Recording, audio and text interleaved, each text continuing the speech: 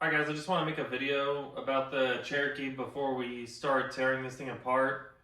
We're about to start putting 1 tons underneath this and a lot of big stuff I'll cover later on the video. But I just want to go do a video like the current state that it's in and stuff, and just give you a little bit of history with the Jeep and kind of let you know what's in it right now. It's really mild right now, but it does a lot and it works really well. So I just want to do a quick video on this and just kind of do a little overview of everything that's on the Jeep right now.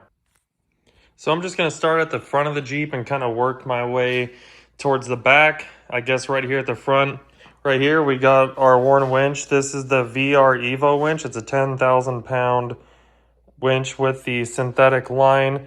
As you can see, I've hit her up against the walls a couple times now. The winch line's getting a little busted up, so we'll have to retie this here pretty soon. This is the stump bumper. I believe this is from, I think JCR Off-Road, I think it's from. I don't know. If I'm wrong, you can correct me in the comments. I can't remember. It's been a long time since I got it. So that's what we're rocking up front. This is a 1990 Cherokee. It's a Laredo model. She's a bougie girl, so she got the half leather, half cloth interior. It's automatic.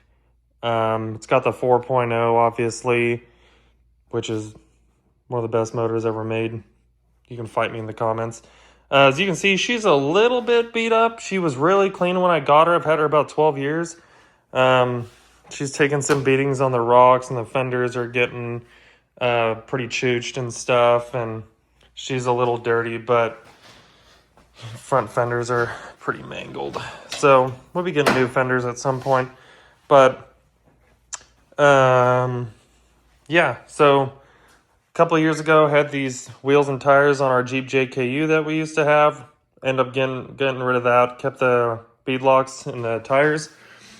These are Cam-C machete bead locks, and these are 35-inch Nitto trail grapplers. These have been on here as 7 or 8 years. As you can tell, they're really worn in, super cracked. But they worked really well. I've actually really liked them a lot. And then, as every Cherokee at some point its life goes, it's got rough country shocks on it. It's got to have some rough country parts in it. These are King Off-Road Parts frame stiffeners. We have these in the front, we have them in the middle, and we have them in the rear right now. And as you can see, I'm pretty hard wheeling on this thing. And I've cracked the frame, or I've cracked through the frame and through the stiffener, and I've had to re-weld. I've had to re-weld, and it's still cracked through again. It's cracking along here again, so we will be upgrading the steering here very, very soon and just completely going away with the steering box completely. Still running the stock track bar mount. Have an aftermarket track bar on it, but it's not anything crazy. I think it's like a Rubicon Express. This is Stinky Fab there in Southern California. This is their 1-ton steering kit. It's a aluminum 1-ton steering, and I've just beat the crap out of the steering, and it's held up amazing. Front axle, super simple. Still the stock Dana 30 stock axle shafts. The only thing that's been done to it is it got re-geared to 456s, and it has a Eaton True Track limited slip differential in it, which it works okay. I wish it locked up more, but it's my fault for not doing more research before I got it. As you guys saw in the last video, we just put a roll cage in it. So we got the roll cage kit from the roll cage company up in Northern California. And this cage, obviously, if you saw the other video, it just turned out awesome. Super easy to put together, and it's super clean. And it's a hybrid cage. So as you can see, the A-pillars run up, and you got your halo up there with the whole roof and all the inside of the Jeep. All the other rest of the tubes are on the inside of the Jeep. Got the B pillar right here, and then on from there you got the C pillar and D pillar, and it just ended up coating it with alloy armor. Looks really, really good. Came out really clean. Super happy with that. And then we just got some stock seats for now with the rough country neoprene seat covers, which are actually probably the nicest thing rough country makes. Other than that, recently just got the new PRP suede steering wheel, the deep dish steering wheel for this. Actually, the seat position's a lot better now. The steering wheel sits more in my lap instead of sitting inwards more, which I like the feel of it a little bit more.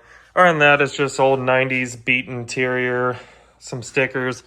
I like to collect all my King of Hammer stickers in here, and when I go cold places, grab some stickers from restaurants and breweries and stuff. So nothing too crazy, but we'll talk about the changes coming up to the inside of that in a minute. Moving on, we got the long arm 4-link kit from Stinky Fab also. So we got the Stinky Fab 1-ton steering and their long arm kit. This kit was pretty easy to put on. It wasn't too bad. Obviously welded the mounts on, which is going to suck to cut those off soon, but it is what it is. It rides. I used to have a Rough Country 4.5-inch short arm kit on this, and it did really good for a long time. I had it on for probably about 10 years, and then recently, 2 hammers ago, put this kit on, and it actually made a world of difference obviously. And so it rides a lot smoother and has a lot more articulation now, which is nice. Under here, we've got the Stinky Fab transfer case mount and belly skid. So that's super nice. And then this Jeep's just got a NP231 in it. As you can see, we got the King Off-Road Parts middle frame stiffeners right here. And then you could see the plate for the B-pillar right there for the cage. We did the 2x6 rock sliders on here. We just got these ourselves. I had a local shop cut me out. Oh, excuse me. Jesus. I had a local company cut me out these 2x6s. They're a little short, so I had to extend them for the roll cage. As you can see, I'm going to paint this and clean this up, so don't judge me on this. But just keep in mind, if you're going to do these 2x6 sliders, make sure you get enough to where if you want to land a cage, that's where you're going to have to land, is right through the top of the fender, excuse me. This side's taking a little bit of a beating. This is from the Rubicon last year. Just took a stupid line. Broke the door handle, so I got to fix that. And then got a little bit of a dent right here and stuff. Nothing crazy. She's just been beat up a little bit. And then back here, we got the King Off-Road Parts frame stiffeners. I just put these on recently. I got to paint these up. So once I take the axle out pretty soon, get those painted up. The rear, this Jeep had a Dana 35 in the rear, which, as you know, is a pretty terrible axle. It's very weak. I found a Dana 44 out of a late 80s Jeep Cherokee. Ended up picking up for $300 years and years ago. Re-geared that to 456, and this also has an Eaton True Track in the back of it. So it's a lot better. The True Tracks are a lot better than the stock open differentials, but still, be like beef. It's not anything to write home about. They're whatever. You can see the whole overview of the roof here. Looks really good. The cage is awesome. Don't mind the messy garage I just moved, so I'm still putting things away. But that's a pretty much a decent overview of it. Like I said, it's very simple. Just bead locks, 35s, Eaton True Tracks front and rear. It's re-geared, 4.0, AW4 automatic transmission, 231J transfer case, and a winch bumper and stuff. Nothing crazy. So this Jeep has served me well for 12 years now. I've done the Rubicon Trail twice. It's been to King of Hammers five or six, I think 6 times now. Yeah, 6 times.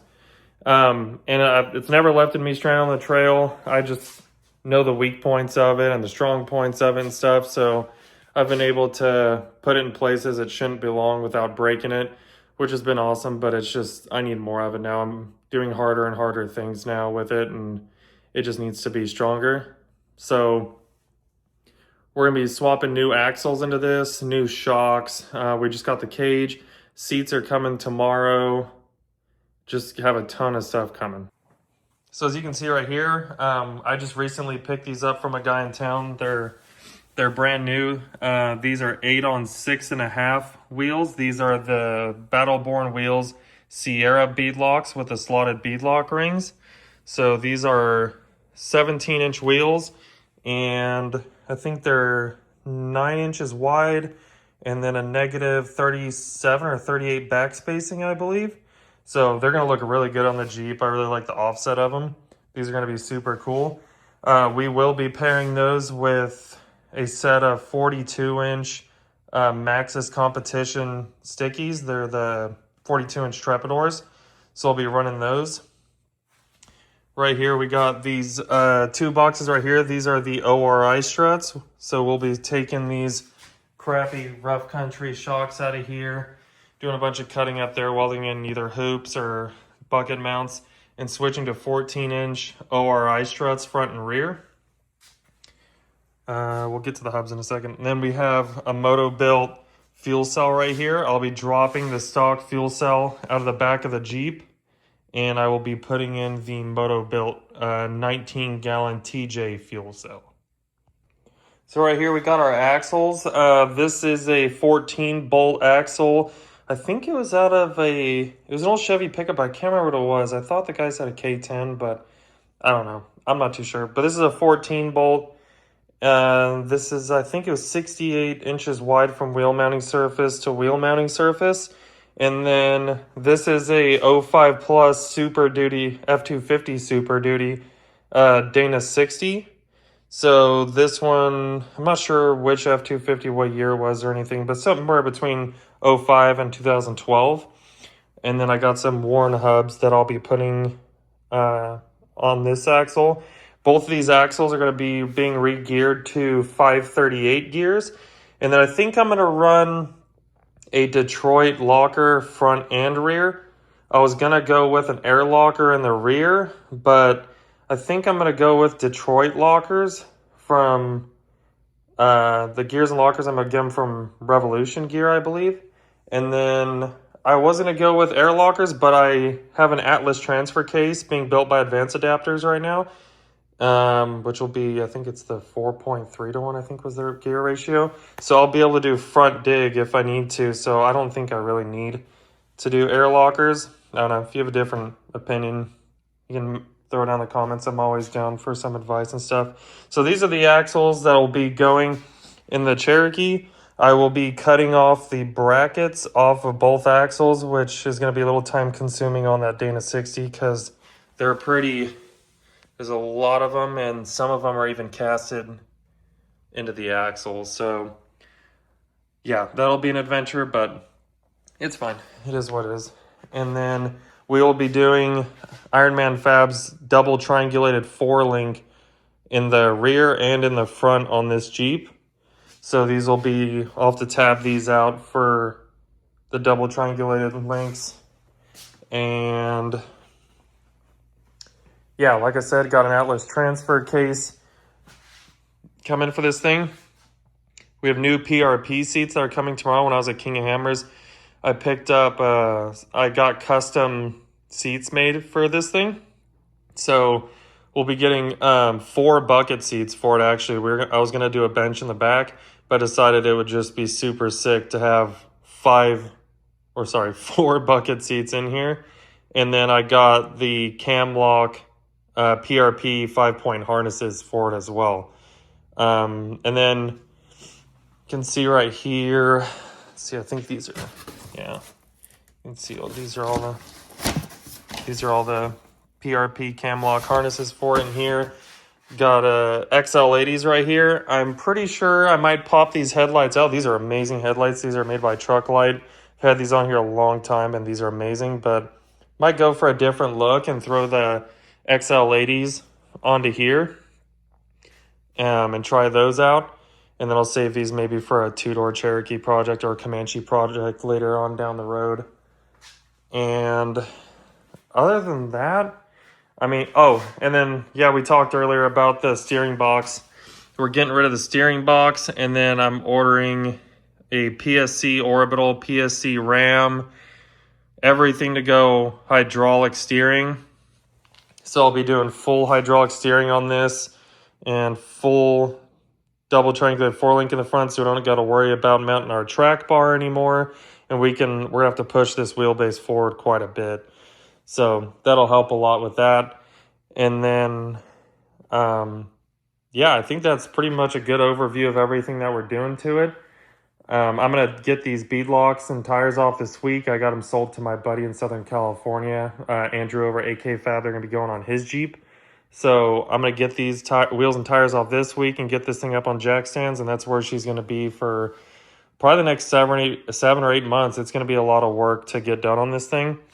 So the objective of this, the goal, is to have this thing completed with the 42s, 1 tons hydro steer, all that swapped in by, I want to do the Rubicon again this year, the first week of August. So the goal is to get it done by then. If we don't make it by that, then the goal is to have it done by October for Trail Hero. Definitely at the latest want to have it done for Trail Hero. So yeah, as I get started on this, the Atlas is being made this week. So I think one of the first things I might do is put the Atlas in it. We'll see, but I'll be making videos as I work on this thing. I don't know if I'll cover everything with it because some of the stuff I'll be learning as I go, like the double triangulated 4-link. I'm gonna be trying to figure out all the geometry and all that stuff, where to weld tabs on the axle and everything as I go. So if I don't know. I got to figure it out. So if I decide to film it, cool. You guys might see it. If not, I might just skip around. But I'll be doing a bunch of update videos and some DIYs on this thing as I go. I'll probably do one for the Atlas transfer case install because it's pretty straightforward. I might even do some for the bead locks. I might do a video on how to mount up bead locks on these wheels. I know that's simple for a lot of us, but there's a lot of people out there that don't know how to mount tires on their bead locks, and it's simple, save some people some money. So yeah, I'll do a video here soon. As soon as we start get cracking on this thing, I'll definitely be filming a bunch of content on the build for this thing. And then once this Jeep's done later on this year, we'll definitely be doing a bunch of wheeling videos and stuff. And in the meantime, I'll get out probably here and there with some friends, maybe Marlon and Luna from Off-Road and Chill. I'll probably get out with them a little bit and maybe film them doing some wheeling and do some wheeling videos, sprinkle them in here and there during the build so the people that don't like build videos don't get bored. So yeah, so it's going to be super cool, super excited for it. It's just going to be a monster when it's done. So I'm really looking forward to it. If you guys can, please like and subscribe. If not, whatever. And yeah, we'll catch you guys on the next video.